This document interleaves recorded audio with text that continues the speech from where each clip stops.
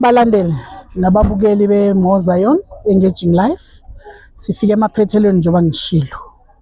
Sengiphethe ke manje ke ungqongqonqo la umnikazi wefunction yenamhlanje. Phethu Lady Bishop lana uNdlamlenze. Ngifuna ukumbuza nje umbuzo nje azokwazi ukuthi nizokwazi uba nepicture yabona ukuthi bekwenzakalani.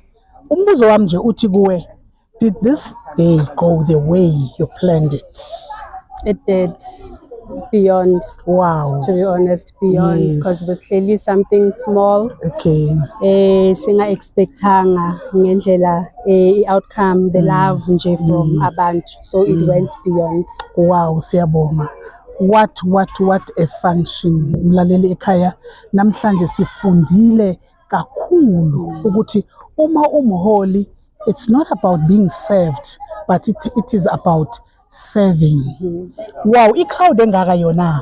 That's what I'm saying. Were you not overwhelmed to see I was. such a big crowd? I was like, yo, okay, we were not expecting this. Yes. Masekulandela futhi esithuzokulandela and I was like, yo, yes, uthando. I just took it ngokuthi yo, yes, uthando, and I just did a small prayer ukuthi Thixo yandisa. Wow. Yandisa everything because it's never sithi nje senza but yes, and wandisa uThixo nyani ngoba yes. sonke siphume sidlile emlaleli nomlandeli wethu, siphume sidlile lana akekho umuntu ongadlanga. Kuko kona lokho okuncane uNkulunkulu was able to stretch yabona okukaJesu owahlephula inhlanzi wahlephula nelofu yesinkwa kwadla 5,000 of people. That is what happened today. Siyanibongela kakhulu nibandla lasensimini. Uzothi nje asithi umlandeli nangu ubhekile wasensimini uthi nje manje ukhulume nabo la manje.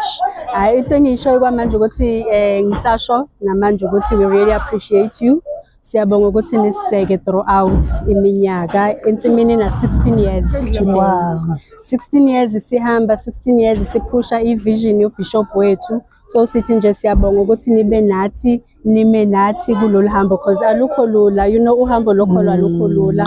Usathana uyasiphosa ngazo zonke izinto. Sometimes nathi sinazo njengoba ngisho impazamo zethu, but bakwazi ukuthi basibekezelela. So ngiyabonga kakhulu bazalwane. It really from the bottom of our hearts siyabonga. Thank you so much. That is a wrap for today. Asibonaneni ke.